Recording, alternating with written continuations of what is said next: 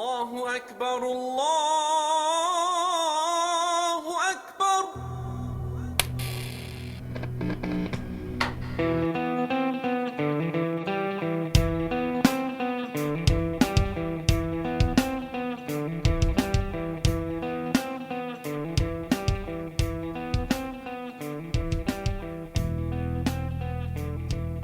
Good Sunday evening, and welcome to the Call to Freedom on LRN.FM. This is Will Coley broadcasting live from our secret Liberty Bunker here in the beautiful Smoky Mountains of East Tennessee. And I've joined again, as always, by my amazing co-host, Mr. Davi Barker. How's it going, everybody? I am beached in the Bay Area, California, so above water for the first time in a while. Well, it's good to have you back above water with us for a little while there, Davi. But I do hope that you can get dug out and get back out there in the big blue free ocean. Now, so we were talking last week about this song that Davi did. Well, Davi didn't perform it, but you wrote the lyrics, right? Yeah, I wrote the lyrics. All right, and basically the band that's performing it is called Schroedinger's Tuesday, which I think is a hilarious name, right off the top. Well, yeah, because you exist in a superposition of multiples. We don't observe the results, so that's what I want is multiple leaders. So I intend not to observe the results. So. So you guys did finish the song, though. It's on YouTube now. It's been uploaded. Oh yeah, absolutely. It's we hired a guitarist and a vocalist. The primary producer, Rick Kramer, put together all of the audio voodoo and made it all perfect, synthesized bass and drums. And you'll just have to hear it. It was a good project. We're gonna play it right now. So this, without further ado, is the international debut of the new soon-to-be hit song written by our own Davi Barker and performed by Schroedinger's Tuesday, Trump. Trump rolled up on a quickie mart, sized up the problem.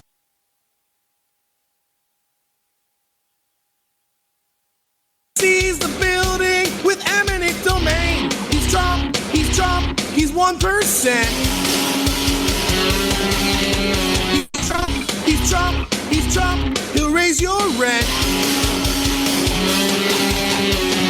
Trump cruised the beltway in the limousine, rubbing elbows with powerful elites. He likes to brag about the bills in his pocket, buys regulations to maximize his profit. He's Trump, is he brain dead? He's Trump, he's Trump, he's Trump, or just inbred.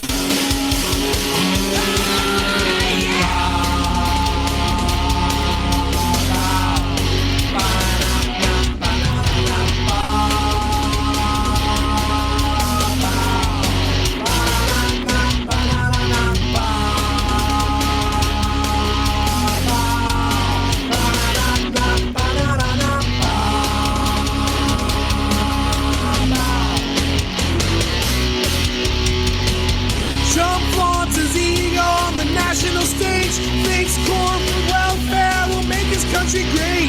Xenophobic and kind of a clown. He'll build a wall to keep out anybody brown. He's Trump, he needs hairspray. He's Trump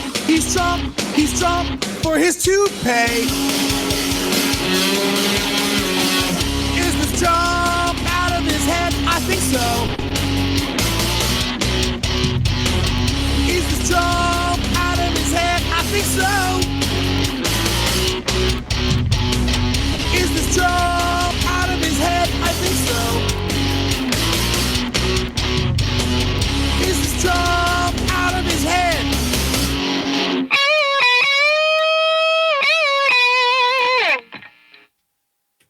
Okay, so yeah, there we go. There you have it. That is the universal and international debut of the new song Trump by Schroedinger's Tuesday. It's a galactic debut, I think.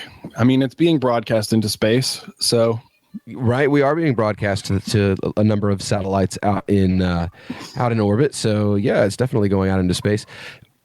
So, unlike the last couple of weeks where we've had some cancellations, we've had some different things that have happened.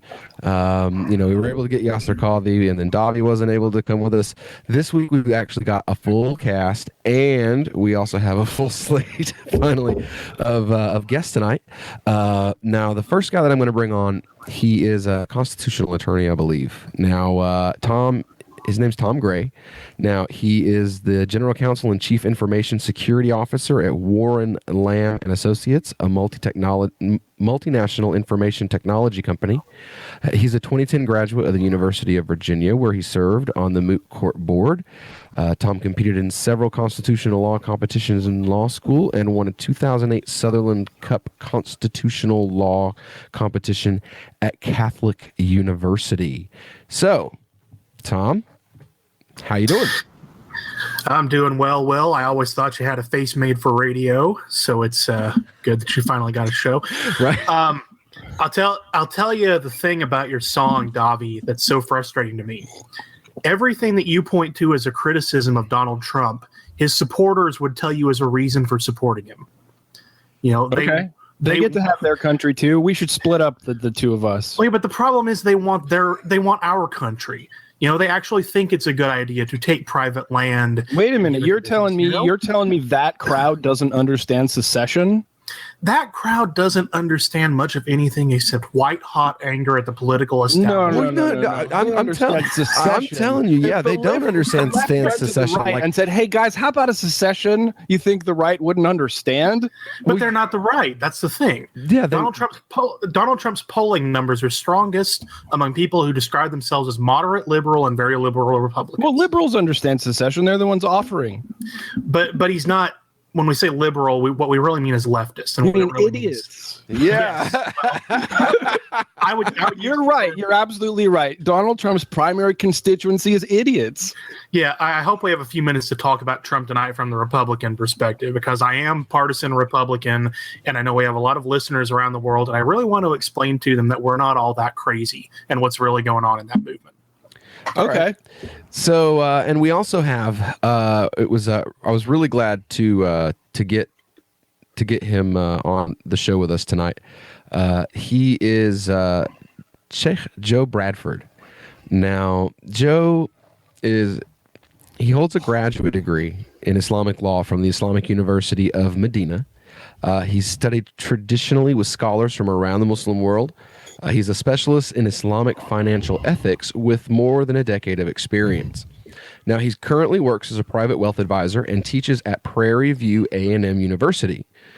Assalamu alaikum, Sheikh Joe. Alaikum salam. Thank you for having me on.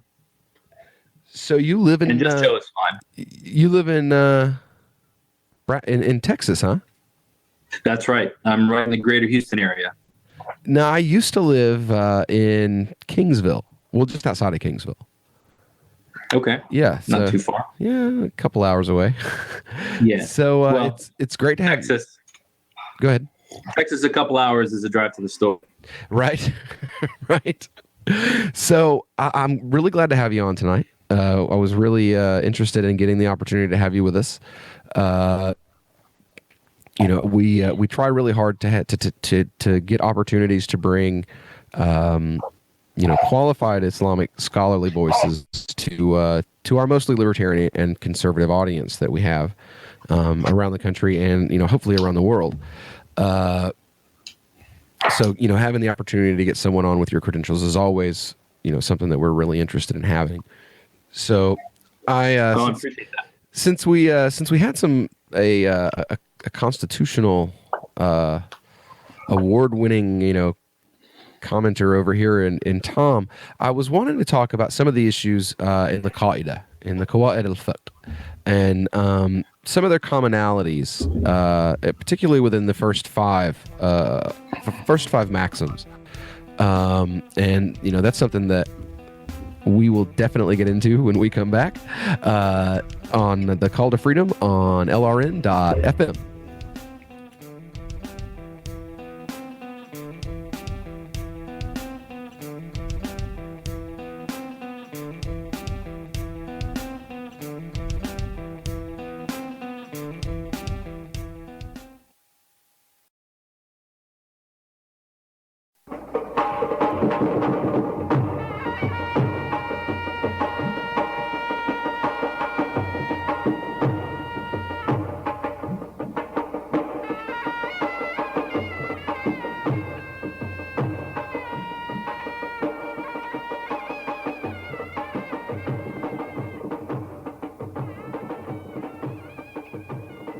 Welcome back. This is Will Coley with Call to Freedom here on LRN.FM. And we just introduced our two guests tonight. And I was asking Joe if I was getting into a question, actually, before we got cut off in the middle for the break, that there were some commonalities between I'm not sure what the proper word for it would be in comparison to like Western legal, but it's the proper term in Islamic terminology is the qawaid al-fiqh or the qawaid al-fiqhiyya, and there's a number of commonalities, particularly in the first 5 maxims of this with our own legal system here in the U.S., particularly with habeas corpus, and I wanted to see if I could start a dialogue on that between Thom and Joe. So, Great. Joe could just start off with. In English, I was just thinking about that question. You could almost just call them virtues, like it's a bullet-pointed creed, right? I don't know. I mean, generally, you'll find in most published material they'll call them fiqh maxims or Islamic legal maxims because they are the second premise of a common or standard syllogism, right? So you have maqasidiha that issues are judged by their objectives, and so the objective of X is Y, therefore Z. So you can go into a completely logical statement with that, but it perhaps you could frame them as a general virtue in a public sense. That's interesting. I always tried to draw an analogy for if I was trying to talk to a layman who wasn't Muslim, compare them as far as the way they're built to how most people know the amendments to the Constitution, certainty shall not be overruled by doubt. Amendment isn't a bad term. Where the whole thing is a little bit longer than that. The simple statement of certainty cannot be overruled by doubt is the max. I guess you could say is the maxim itself, and that would be similar to saying that the Second Amendment is the right to bear arms. Whereas it's not just that. It's a paragraph long, but the right to bear arms is the maxim form of the way to understand that entire statement. And then of course the right to bear arms. There's considerable discussion internally as to who has the right to bear arms, when do they have the right to bear it, so on and so forth. And I think that that's a good analogy for Islamic law. And how do they resolve their disagreements? Exactly, because these 5 maxims are they're agreed upon by all schools of Islamic law, even the Zahiriyya or the literalists. They agree on these 5 maxims. How they are applied, the extent to which they are applied, what they mean in certain contexts, and when they contradict or interact with each other, is another question. So these 5 are basically these 5 maxims are issues are judged by their objectives. The second is there shall be no harm nor reciprocating harm, which is actually a statement of the Prophet Muhammad, peace be upon him, as well. Al-yaqeen la yazulu bil-shak. Doubt that certainty is never mitigated by doubt. It's never driven off by doubt. Al-mashaqqa tajibu at-taysir. That one's going to take some explanation. The one about certainty? Yeah, I mean that's it's a pretty confusing phrase, don't you think, in English? Yeah, I think it is. And the way that it's applied is actually quite different, because what is doubtful and what is certain can very much be subjective. Mm-hmm. And you'll find considerable difference as to the subjectivity of those two terms in their application between Islamic schools. The fourth is that difficulty brings about ease. And the fifth would be that customs are considered legally viable, or customs dictate law as well. There's 2 ways that you can read it in the Arabic. So I'm interested to to see where you're going with these five in their connection to habeas corpus, and then what Thom has to say about that as well. Right. Well, the one that Will focused in on with me is this principle, that which is established with certainty is not removed by doubt. That's more so than a statement of habeas corpus. That's a statement of what we in the English legal world would think of as the reasonable doubt standard, which is actually not a constitutional matter. It's a common law matter. It originates sometime around the 1700s in the English common law, and then we adopted it here, and it was incorporated as a criminal legal standard by the Supreme Court in the late 1800s. Habeas corpus is a procedural right, and the issue with habeas corpus is what a writ of habeas corpus does is it forces someone who is holding you under color of law to take you before a judge.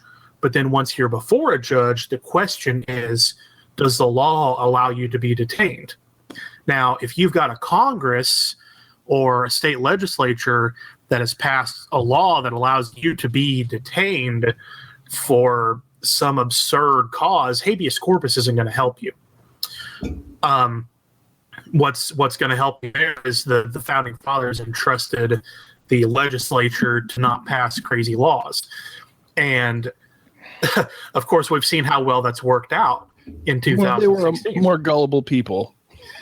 They trusted, the founding fathers really trusted the American people's virtue.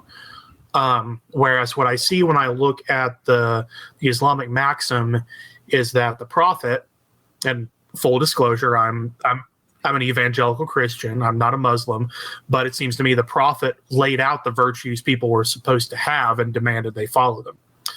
So it's very opposite ways of thinking. If you have an Islamic state that is actually following these principles and is legislating according to these principles, it's actually stronger protection against unlawful detention than what we have here in the United States.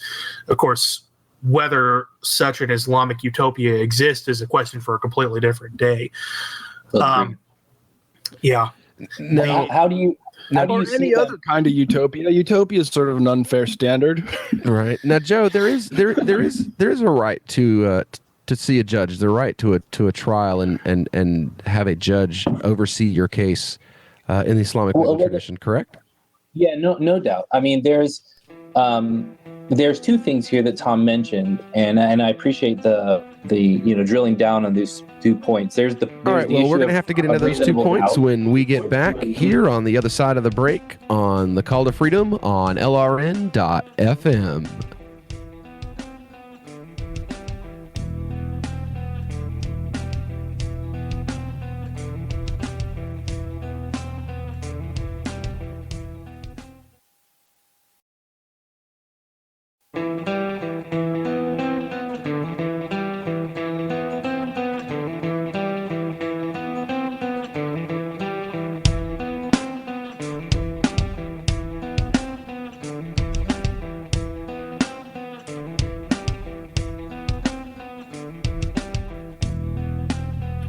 Good Sunday night, and welcome back to the Call to Freedom on LRN.FM. This is Will Coley, and joined by my co-host Davi Barker, and our two guests tonight, both of them credentialed in the legal field in their particular traditions.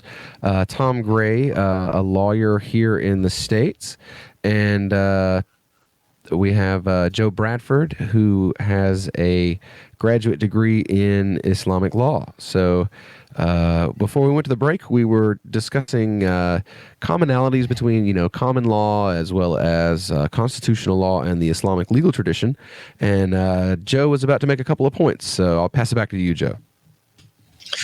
Yeah, so we were talking about the commonalities between the two systems, and Thom had mentioned the differences between the precept of reasonable doubt versus habeas corpus. Reasonable doubt is a common law concept. Habeas corpus is a procedural writ that allows you to, or basically mandates that you not be held against your will. Am I correct in that, Tom? That's right. And they occur at different points in the legal process. Habeas corpus allows you to force your way into court. Reasonable doubt only comes into consideration when you're actually at trial before a jury, and that can happen anytime, and you can be sitting in jail for however long the court decrees while you're waiting on it. So the advantage of habeas corpus has more to do with timing than substance. Right. So when we talk about the Islamic legal tradition, Tom had mentioned an interesting point about how many of these precepts are statements of the Prophet Muhammad himself, and they were acted upon during his lifetime, and then they developed through the legal tradition in Islam, and were added to and applied to new and different situations. So, as when we talk about the idea of reasonable doubt, there's actually a statement of the Prophet that says, "Idra'ul hudud bil-shubuhat," that you should mitigate any punishments due to doubt.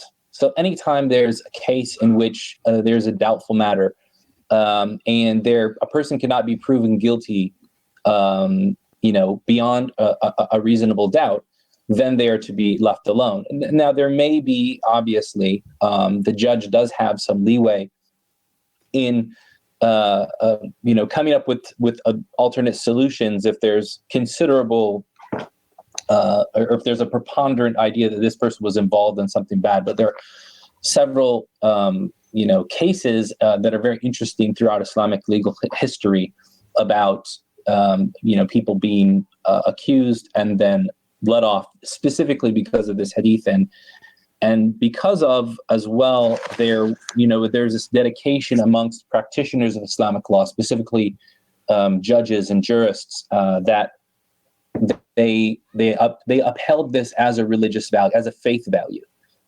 There's a case that comes to mind in Mamluk Egypt, where one of the Mamluk leaders, which I believe, if I'm horrible with dates, but I believe it's the 12th or 13th century, where one of the leaders basically wanted to, do in one of his viziers or his ministers, and had him accused of fornication or adultery, and then later had him accused of sedition. And when he was taken to court, the judge found in favor of the accused, and that he was actually, not guilty of anything that he'd been accused of. When Qatbay, who was the Mamluk ruler, brought the case back to the judge and said, I need to get rid of this guy. I need you to take care of this for me. He said the judge refused, and he said, we have a fundamental value in our faith stated by our prophet that we must mitigate any and all punishments due to doubt. And this is not only doubtful, but I can tell that there are clear signs of coercion in the case. And it was a pretty interesting case in that judge was actually,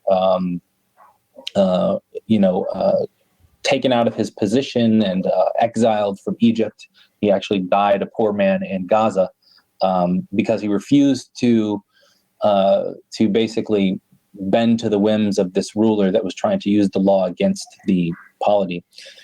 So there's that idea there of reasonable doubt, in a case. But the idea of habeas corpus comes in in two texts. One is a verse of the Quran. It's the second verse of the 5th chapter of the Quran. Excuse me. And that portion of that text says, وَلَا تَعَاوَنُوا عَلَى الْإِثْمِ وَالْعُدْوَانِ. Do not help each other in sin and oppression or transgression.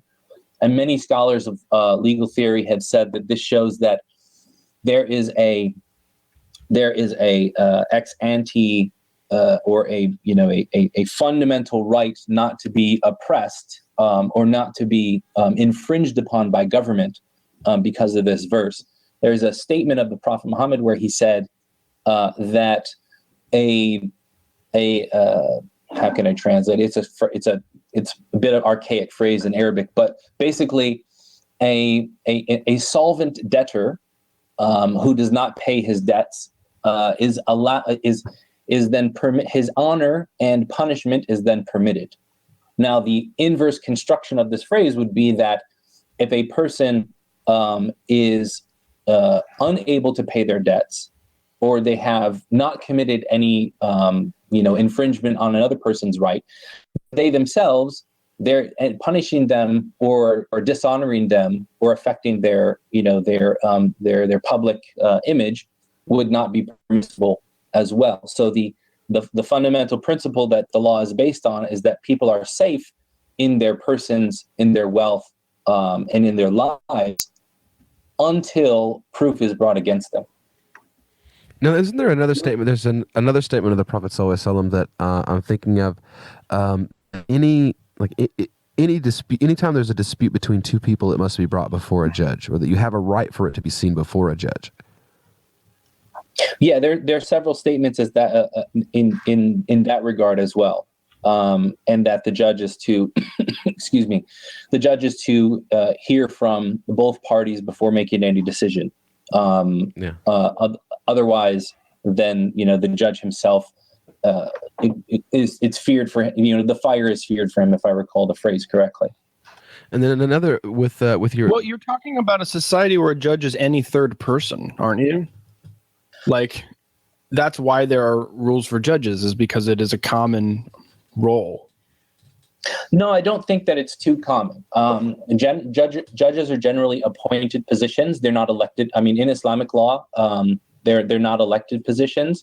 And when I'm that's saying not, I mean, that, you're talking about a hadith. That means these things were spoken before any of that existed, right? Like, and so I'm saying what is meant about the society in which it was spoken is this: it's a critarchy. It's a society where judge means any third party. Like, you could grab a guy off the street and say, "Hey, be a judge. We're arguing about the price of onions." Okay, I mean, I'm speaking in terms of a legal system. I can see what you're saying in that these virtues would apply to any person. It's not specifically just to the person who, fulfills the role of a magistrate or of a judge in a court, but That's any what I'm person getting that's at. judging between people. Yeah, that's all I'm trying to get at. Yeah.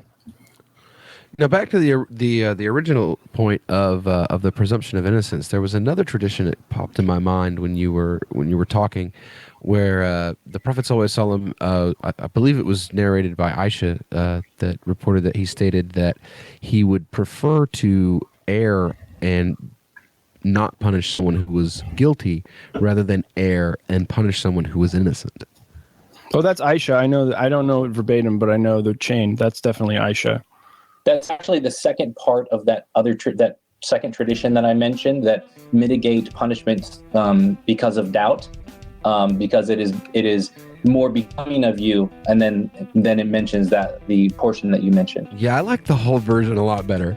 All right, well, when we get coming back, when we get back, we'll have more discussion with Joe BRadford and Thom Gray here on the Call to Freedom on LRN.FM.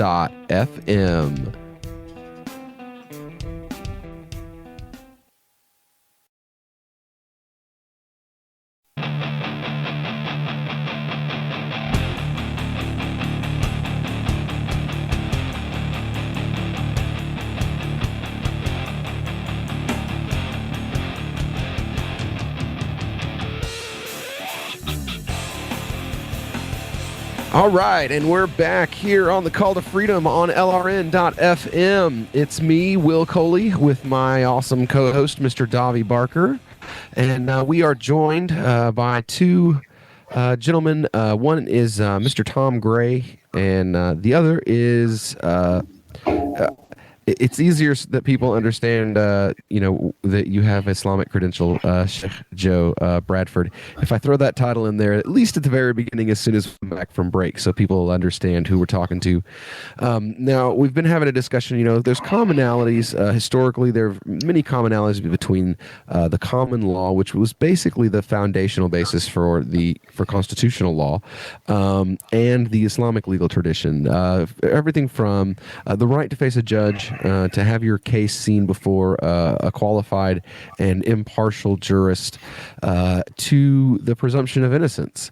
I think I would argue that the presumption of innocence in Islam is actually stronger than the presumption of innocence in the American legal tradition, because the level of doubt, I believe, is a little bit different in the Islamic legal tradition. Sheikh Joe can correct me if I'm wrong on that.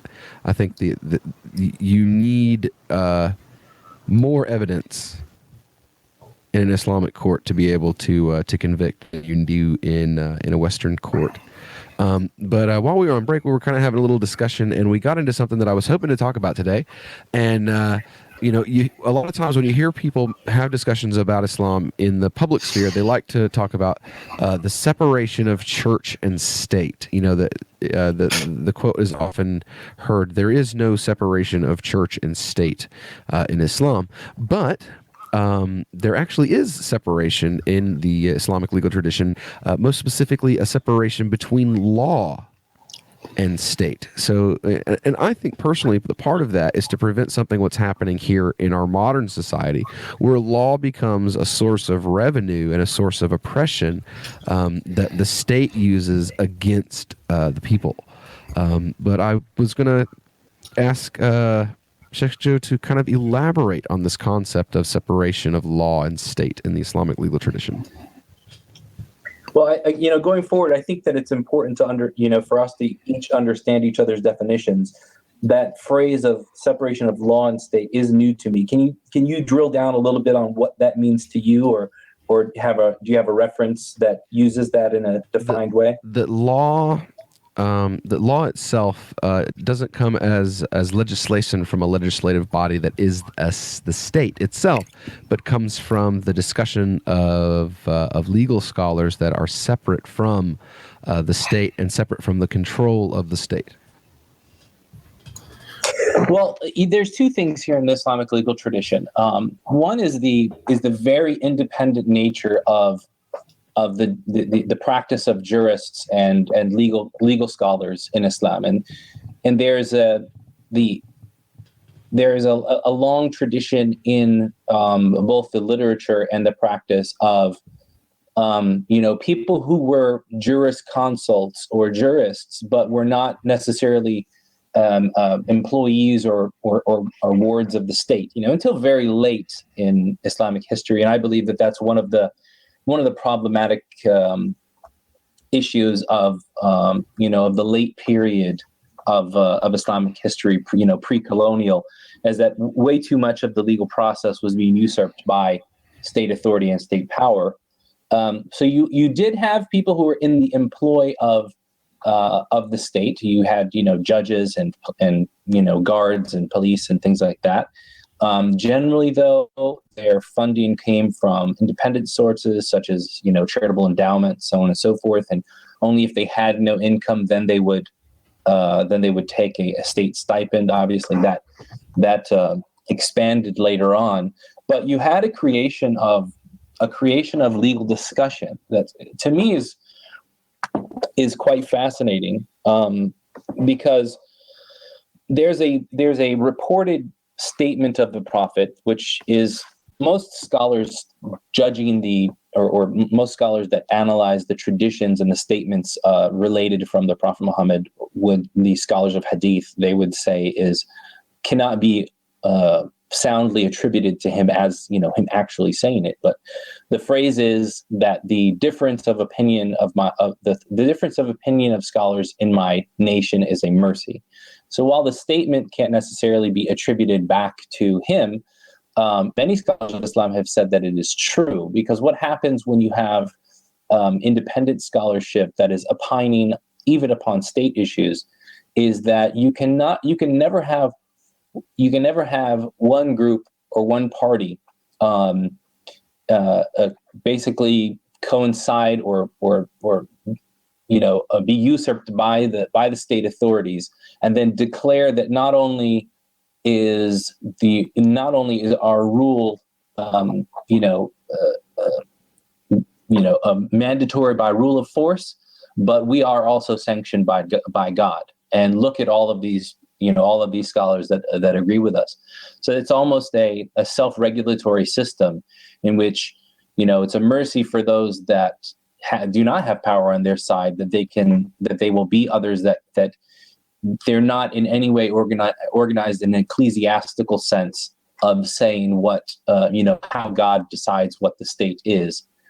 and that way there's always a balancing act, and that's actually one of the interesting things I think from my own study of Islamic history is that some of the most popular and renowned scholars that you hear their names come up over and over again, they themselves were quite often the targets of state violence because of their willingness to stand up against times where the state overstepped its bounds, or they had scholars that were advocating for things and stating that the state was carrying out something that it was Islamic that actually wasn't Islamic. You have like the torture of Imam Malik. You have the kidnapping and torture of Imam al-Qaddafi.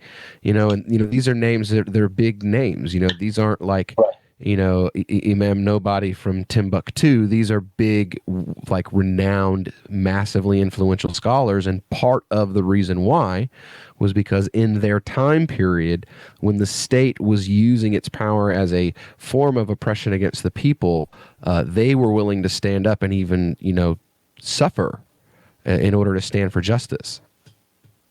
Yeah, I think that there are a lot of examples of that out there.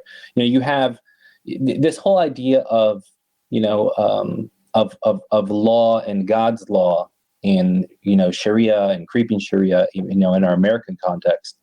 When you look at the early tradition, and after the Battle of Uhud, which is one of the major battles in Islamic history, there was one of the companions of the Prophet named Sa'd ibn Mu'adh who was injured in the battle, and one of the communities in Medina had worked against the people of Medina alongside the polytheists of Mecca to try and tip the scales of the battle. Being that they were on the losing end, they did not want to fight, so they asked for an arbiter to decide their fate. Sa'd ibn Mu'adh was actually raised amongst them and was considered from amongst their tribe, but he had not sided with them in that dispute. And so the Prophet Muhammad allowed Sa'd to be the arbiter or the mediator in deciding what their fate would be after the battle. And he gave him a piece of advice, which I think is quite telling about the nature of law and the nature of, juristic derivation, if I can even use that term. And he said, Sa'd, when you go to them to mediate or to rule, then do not say, I am ruling amongst you by God's law, because you do not know what God's law is from above the seven heavens. But say, I'm ruling according to the rule of Sa'd. And so legal scholars said that this shows that while the Sharia or this eternal sense of values and ethics that Muslims seek to embody is something that we believe in, it's also something that is probabilistic or is something that is derivative, and that we can only approximate the application of, and never truly know for sure. So because of that fundamental or that foundational text and that concept, because of that, then you have these other ideas that come up, like reasonable doubt, like mitigating punishments because of doubts, all of these other things, and the sanctity of life, and the sanctity of wealth, and the sanctity of honor, and of protection of family, and so on and so forth. When we come back, we'll get back into that here on the Call to Freedom on LRN.FM.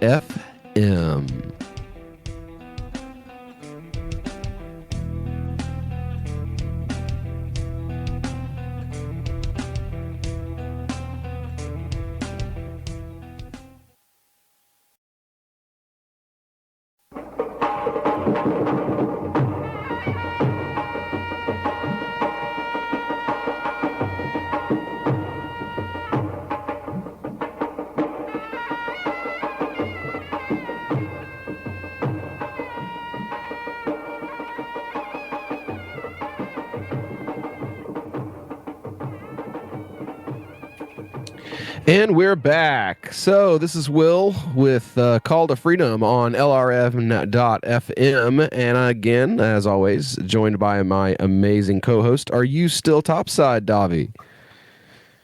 Sure am, yeah. Yeah, you still haven't got jacuzzi. Still beached on the old sand, huh? Still beached, yeah. Well, I hope they get down there. What are you going to call some like killer whales to come in, some dolphins just to pull you right out of there, huh? You know what? You could call also some rent a tractor. Well, I was thinking, you could call some Bernie supporters, and they could use they could tie their protest me into the ocean. Well, they could tie their unicorns. They could tie their unicorns to the to the back of it, and then use the power of the rainbows as they shoot out their rear ends to pull you out into the ocean. Goodness. So tonight we've got a great lineup of guests with us. We've got Thom Gray, who I guess no longer is a constitutional attorney, but was at one point in time, giving him great credentials for our discussion tonight, along with Sheikh Joe BRadford. He holds a graduate degree in Islamic Studies and Economic Finance from Al Medina Institute in Medina. So we were discussing the concept of separation of law and state in the Islamic legal tradition. And then right before we went to break, Thom wanted to interject. He actually had some differing opinions as to whether or not that would be something that would function properly, or if it was something that could have functioned properly at the time of the founding, or could function properly in our current society. So go ahead, Thom. Yeah, I don't know if it's a differing opinion so much as a differing situation. What my observation of Muslim history has been is that the areas where Islam is the dominant religion, it's truly dominant. And it's a tradition that the vast majority of people follow. Colonial America was founded by a combination, basically an uneasy alliance of Catholics, of Protestants, and deists. And they're the sorts of highly respected, universally respected men that Joe was talking about simply have not existed in most communities for most of American history. And today it's probably worse than ever. There are very few people, politicians or otherwise, you could get more than 60% of the population to agree with. And the other problem we have 30. In America, if that, I think there is still some highly respected community people, but the reason they're highly respected is very specifically because they don't take sides in disputes. That's the nature of American politics. And, the discussions I've had with Will about non-state enforced law in America, I'll use the test case that I have right now. It's the only private sector case I have left. And to what Will said, the reason that I don't practice criminal or family or constitutional law anymore is that at a point I decided I liked it when my clients paid me. So now I do business law. So you dirty capitalist. Oh, geez. Oh, us filthy lawyers, wanting to get paid more than $30,000 a year. We're so evil. What's with people wanting to eat so much? You have necessary services. We can't pay you to eat. Seriously, $15 an hour should absolutely be enough for somebody with 20 years of education. Anyway, so the one private case I have left right now is a divorce. We went to a private mediator on this divorce in October and had an agreement that covered literally everything. The first weekend after we signed the agreement, I went out of town, and the other, I'll call her the wife because that's what she is. The other litigant just flat out decided she wasn't going to follow anything that she had just signed off on. So we had to go back to another mediation to try to get her to follow it. Still won't. So now we're having to go to a state-sponsored arbiter. Now, if we did not have that state-sponsored arbiter, this being a chancellor, then what would my options be in a non-state system? And my options would all fundamentally violate the non-aggression principle, because the temptation when I hear private enforcement of agreements, what I hear is Tom's going to go hire some hard country boys who all have felony records and don't mind going back to the big house to go around and threaten to break some kneecaps. But that's not good for anybody. And yet, if in America, because we don't have that strong tradition, we don't have that well-respected prophet who has passed down these maxims from Allah, we just don't have that option. Christianity has almost no proclamations with regard to how the state is run. We're just told whatever God hands you as far as the state is what you're supposed to follow. So if the state handed us a decentralized system, there's really no religious maxim that tells people you have to follow what a private party says. It's a very different scenario that really informs, to me, how much more compatible the philosophy of liberty is with Islam than it is with America as it's constituted today, which is really ironic considering the political state of America today versus the Islamic world. Not that we have a very strong libertarian presence in modern America today, and that's something we could spend an entire segment on with the rise of the Trumps and the Clintons of the world.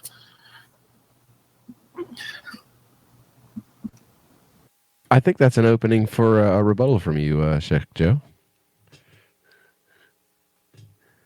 Perhaps. Well, I'm not sure if there's anything that I mean, it's more of an observation on Tom's part. I don't know if I necessarily need to rebut anything, but I do think that the idea of virtue ethics plays a huge role in the development of Muslim societies, and that for the most part, I would also venture to say that one of the differences between Muslim majority societies and other societies, we're not necessarily in the homogeneity or the pluralistic nature of those societies, because even in Muslim societies there's been pluralism, but I believe it was the fact that there are economic and political issues that are much different. The creation of the United States comes at a time in European history after major events that forced the pot to boil over as far as the Protestant Revolution, and then after that you have issues you have things that come up that fundamentally change the way that society works, like the opening of the Americas, like the Industrial Revolution, so on and so forth. So you don't necessarily experience those things in Muslim majority countries or in the Muslim world, in the 1020 window of the world. And so these countries are not developing the way that Western countries were developing, and not facing some of those same challenges because they were still largely agrarian, largely, and I do agree with Tom on this, largely very focused on local politics and local community. And in those very intimate settings, the idea of the virtuous leader was kind of paramount to social stability. Now, in these societies, one of the things that, in my personal opinion, that I think was a strength of these societies that kind of sprung out of this pluralism was the idea of competing legal systems, where you have Jewish court systems set up for the Jewish communities that live there. You have Christian court systems set up for the Christian communities that live there. Muslim court systems, even with competition among the Muslim court systems, where you have the Hanafi courts and the Hanbali courts and the Maliki courts, and all of these different legal theories basically existing not next to each other, but right on top of each other, overlapping each other within a single society. And we'll get back into that and more when we come back here on The Call to Freedom on LRN.FM.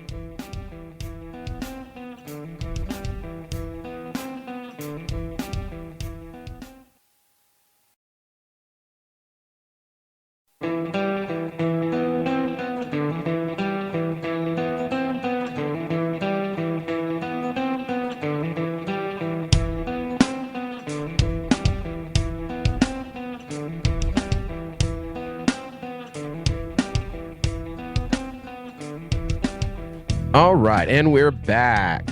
here on the Call to Freedom on LRN.FM. So we've been discussing commonalities between the common law as well as constitutional law as in the Islamic legal tradition.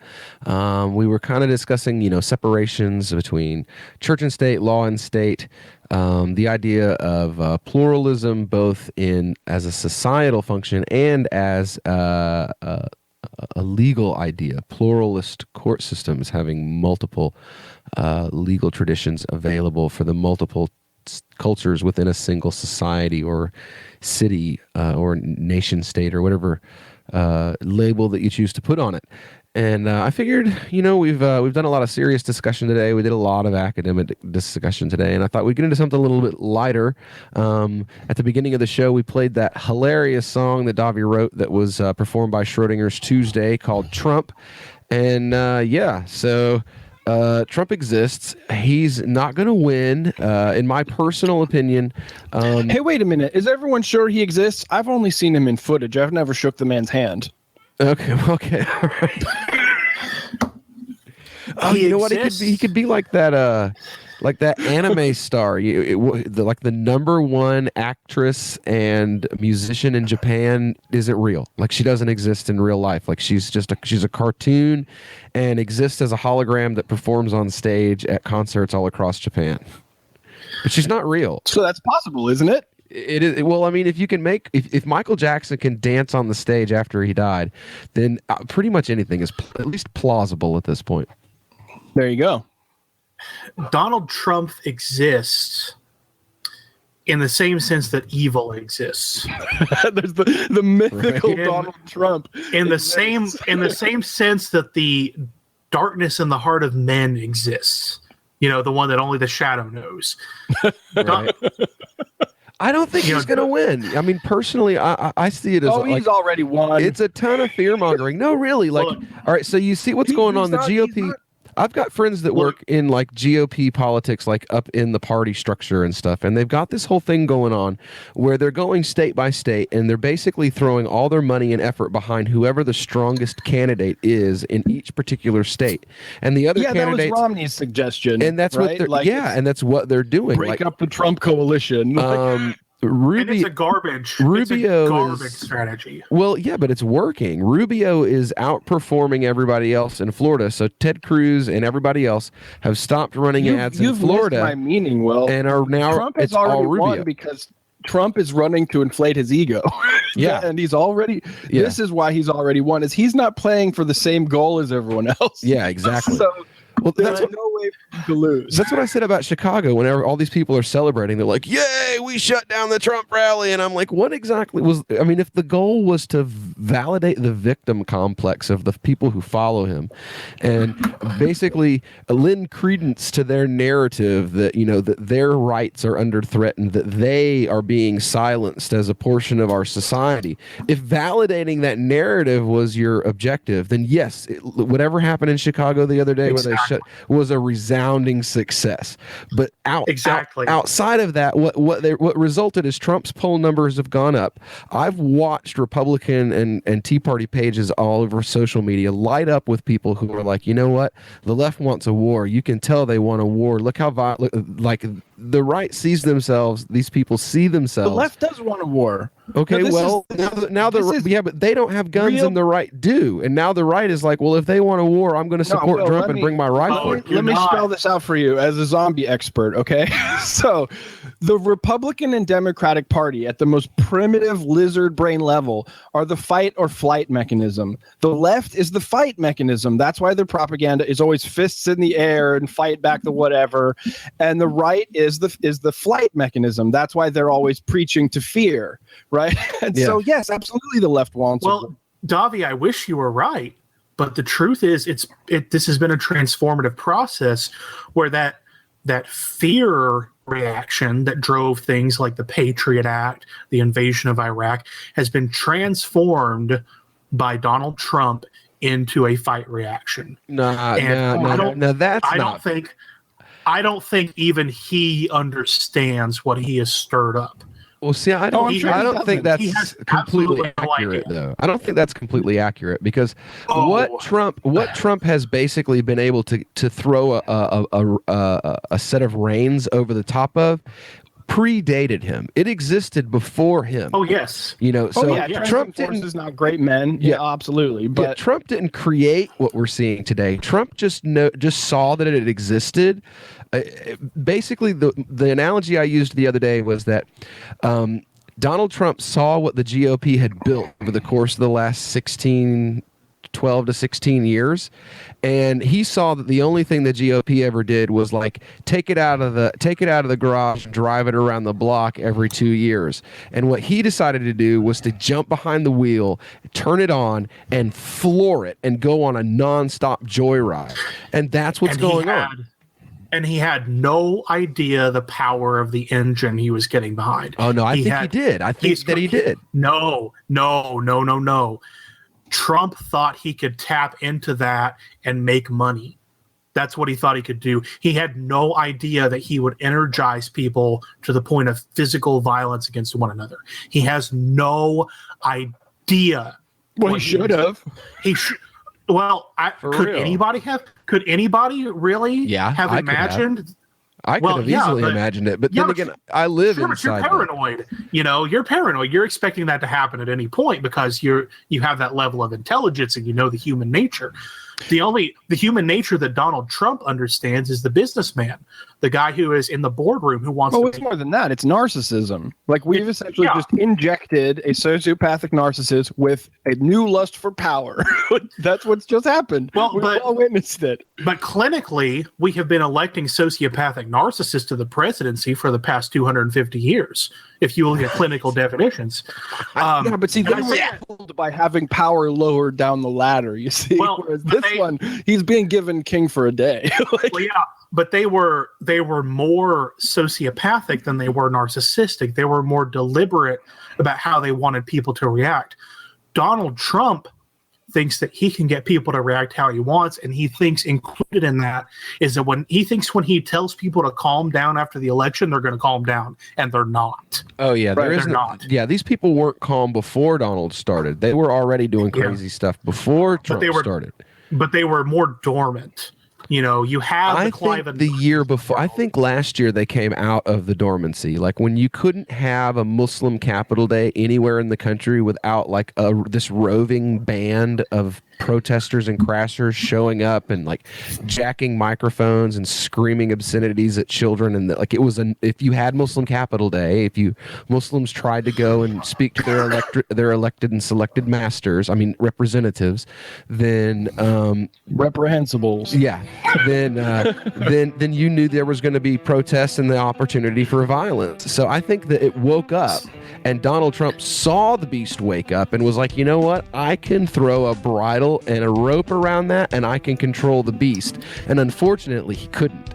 Well, and when we get back, we'll talk more about the beast of government and populist anger here on the Call to Freedom on LRN.FM.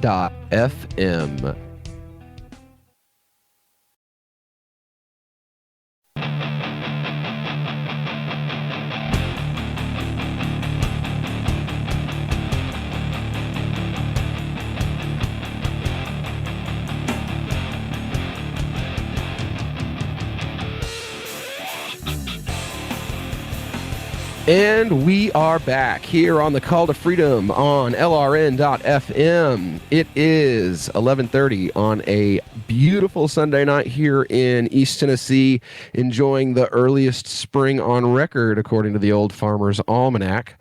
I also have another East Tennessean with us as our guest, Davi and I do, Mr. Thom Gray. And then we also have with us from Texas, Sheikh Joe BRadford. Glad to have you guys back with us again. Thanks for having us. So, we were, doing our little thing and discussing the rise of Trump. And, like I said, in my personal opinion, this is literally a case of a beast existing that had been somewhat tamed by the GOP. And, like I said, they just kind of would take it out and walk it around the neighborhood once every few years and then put it back in the garage and By act beefs, like you it mean the wasn't there. population, right? Not Donald Trump. Yeah. And then Donald Trump decided, you know what? Let's just let the beast out of the cage, and I will give it a voice, and I'll climb on its back, and I will ride it through the election cycle this year and destroy everything in my wake. And that's kind of basically what's been going on. But I don't think he's going to win. I don't think he's going to win an election. He can't. I don't think he can win an election. If he wins the nomination, then the Republican Party itself will campaign against him, and they'll do everything they can to stop him. And I don't believe he'll be able to pull more than 40% of the Republican vote. And if he doesn't win the nomination, then he runs as a third party. He splits off 30% of the GOP's vote, and basically, I guess we're all going to have to get used to saying President Clinton either way. Well, Will, let me tell you about a conversation that I had a couple of weeks ago that really opened some eyes for me. I manage a local semi-pro football team here in Carter County, and we were negotiating with my old high school history teacher, who's now the athletic director at our local high school, he calls himself an independent, but he's really a moderate Democrat. And we got into politics toward the end of the conversation, and he said, if it comes down to Trump versus Hillary, I'm leaning Trump. And I said, oh, really? And he said, yeah, Trump's more moderate. I think he says a lot of crazy things, but I think as an actual president, he would do better than Hillary as a moderate. When you look at Trump's numbers, his strength is in people who describe themselves as moderate Republicans and liberal Republicans. They split towards him 66% to 72%. Trump has done a masterful job at being a political chameleon and erasing things he said at the last debate to adjust to what the electorate wants at the current debate. He's Teflon. Now, in a general election against Hillary Clinton, you have Hillary Clinton going up against one of the men who bought the Clintons off for 2 decades, who gave a ton of money to Democrats until 2012. Who can credibly say that he played the corporatist game and he doesn't want to play it anymore. I don't think that this is just a Republican movement.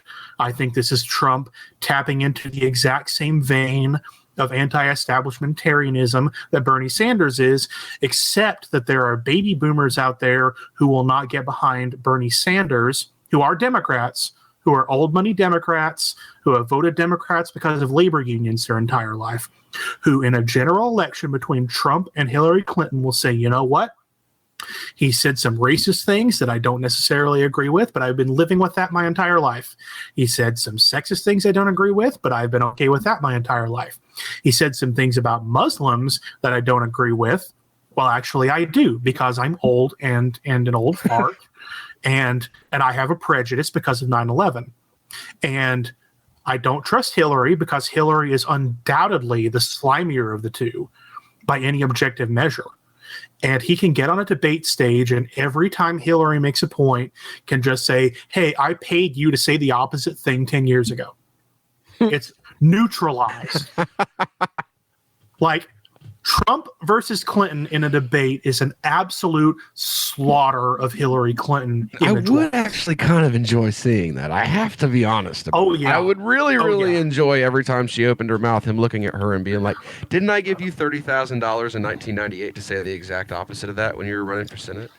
Exactly. And that's the dynamic that debate is going to be. And Clinton is going to win the Democratic nomination because Debbie Wasserman Schultz has decided she's going to. And that's the narrative. She cannot turn out the Democrats.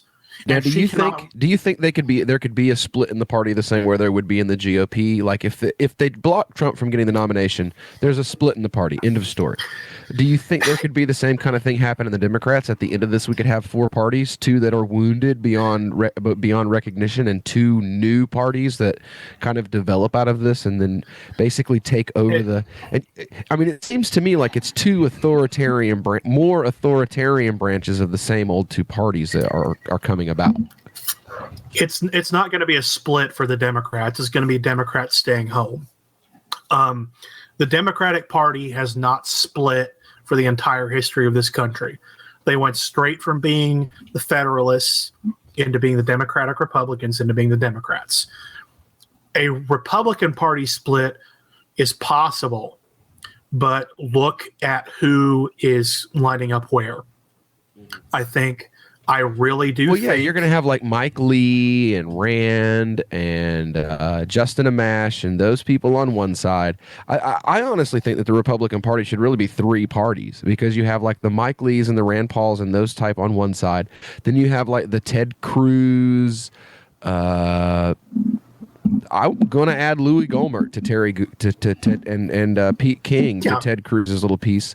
Like the no, don't add Peter King to anything. Well, no, the lunatic theocrat portion of the party, and then you have the Rubios, and the McCain. A lunatic theocrat who wants to spend all our money. Yeah, well, that's the Ted Cruz. That's Ted Cruz. That's Louis Gohmert. That's that section of the party, and then you have another section of the party that's like the old guard establishment: the Rubios, the McCains, the Romneys. So you have like three separate branches of the GOP, and they honestly should be three separate parties because they don't agree on foundational principles. Well, the whole idea of the political party is you put aside some foundational principles to get people elected. A GOP that was split into three parties would really be five parties, because there would be people go to the Libertarians, people go to the Constitutional Party. And what I was saying to you before we went on air, a Trump versus Clinton election is the ultimate opportunity for the Libertarian Party to get to 5%. And they've got to do it by being loud against both sides and really working social media and really working that same, really the Bernie Sanders portion of the electorate. Yeah. Because a lot of people who are for Bernie Sanders are for him because of the foreign policy. Now, Chef Joe, I have a question for you in this kind of lean of things. Now, say, and I don't know who you're supporting for Bernie Sanders. I'm just gonna, be a jerk and assume that you are siding with what I've seen. Probably 60% or 70% of the Muslim community is in favor of Bernie Sanders. Say Sanders doesn't get the vote, and you have a candidate who has spent time in his personal and professional life defending Islam for a decade, defending the name and the memory and the honor of the Prophet ﷺ on conservative radio.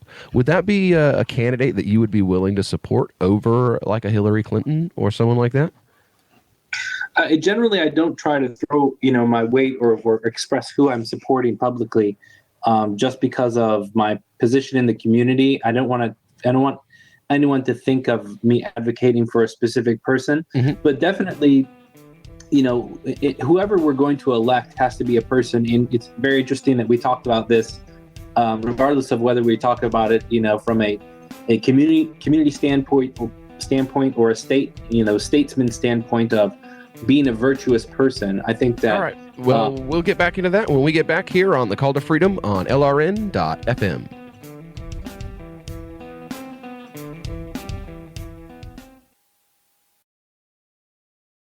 They'll like ban you from the masjid. Yeah, I was asking.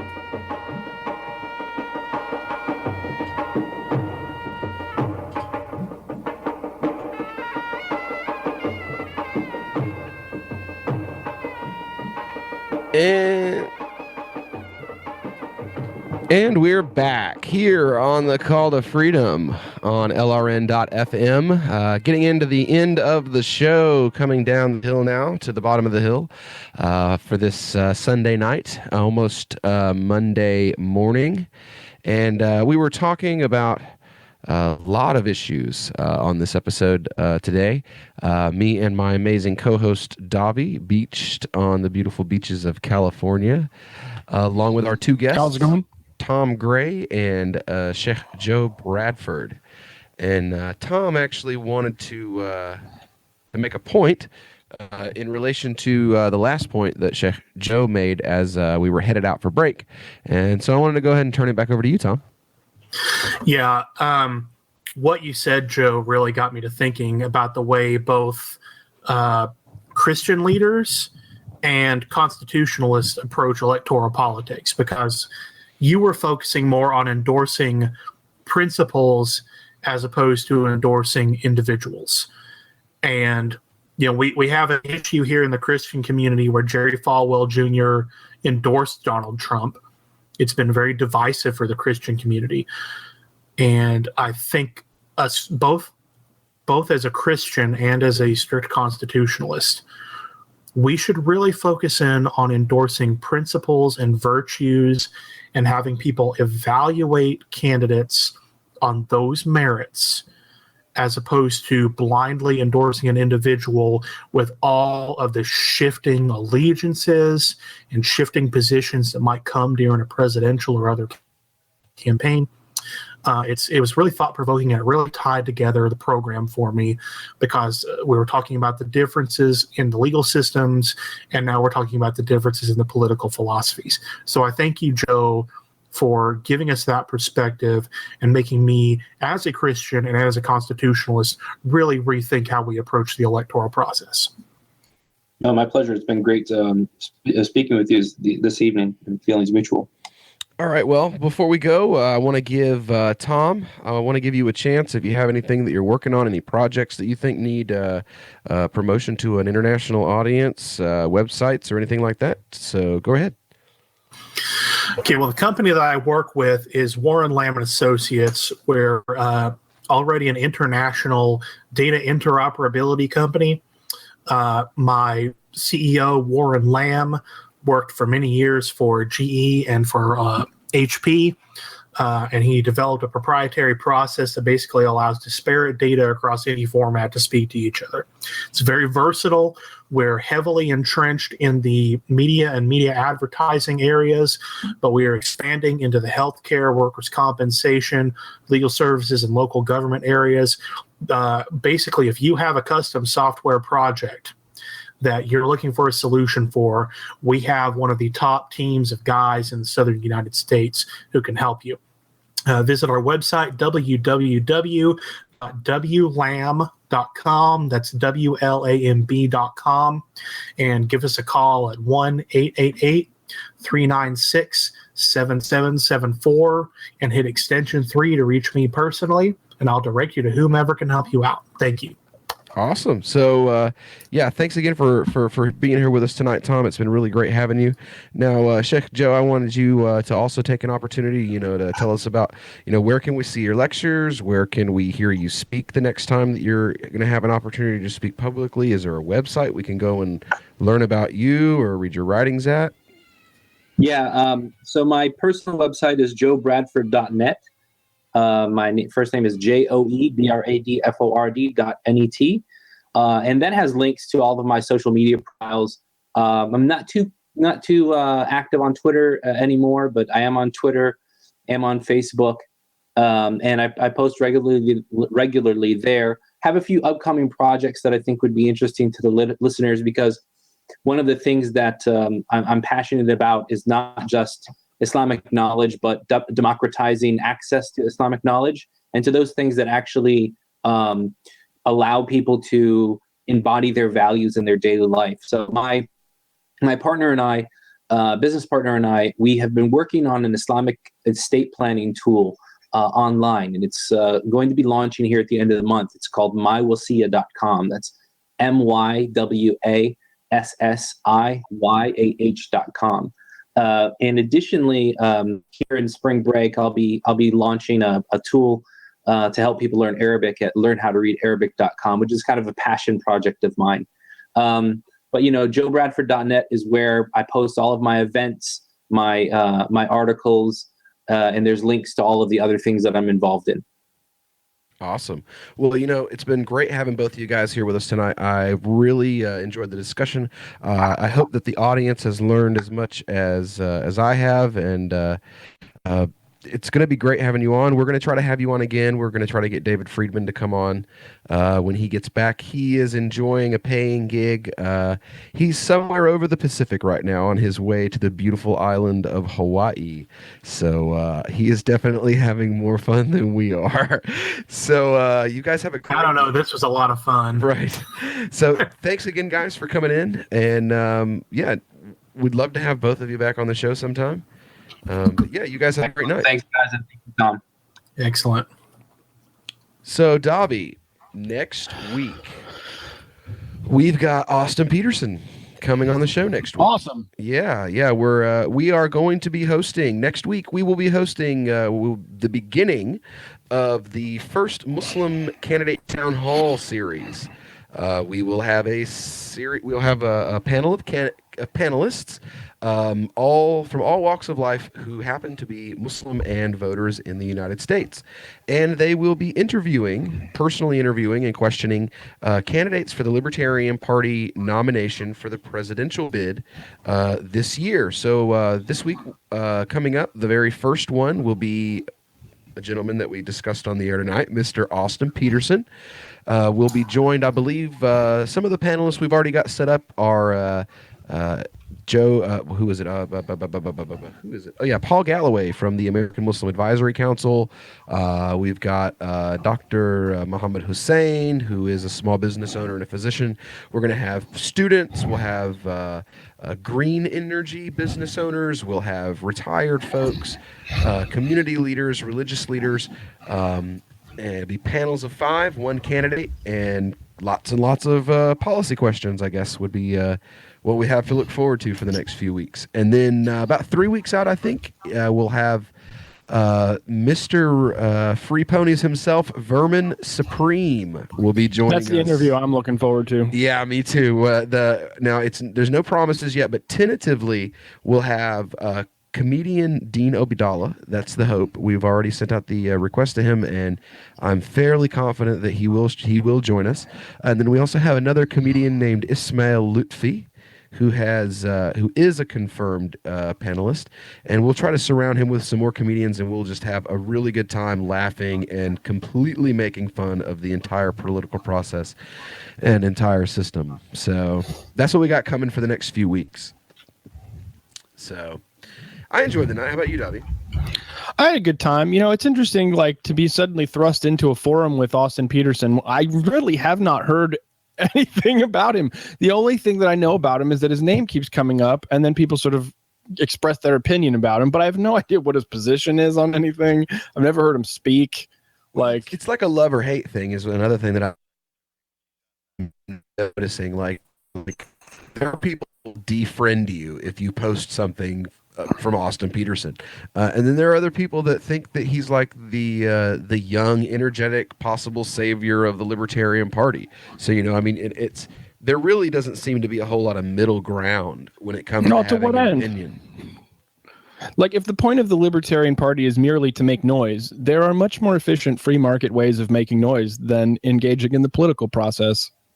Well, tell that to a partisan, though. I mean, these people, there are people out there that they honestly believe, their only way to have a voice is to vote. And that, if they don't vote, then they are literally, castrated societally. That if you don't vote for a presidential candidate who really technically doesn't have any direct effect on your personal life, particularly when compared to, the mayor or a city councilman, then they'll just die. People that they think that voting for the presidential candidate is like a life or death situation. They just don't have the ability to make no mistake. Consent. It is a life or death. It is a life or death scenario. The illusion is that you have any control over it. Yeah, exactly. So, well, it's been another great week with you, our wonderful listening audience. Next week, like I said, we'll be back with the very first ever Muslim candidate town hall forum. Join us.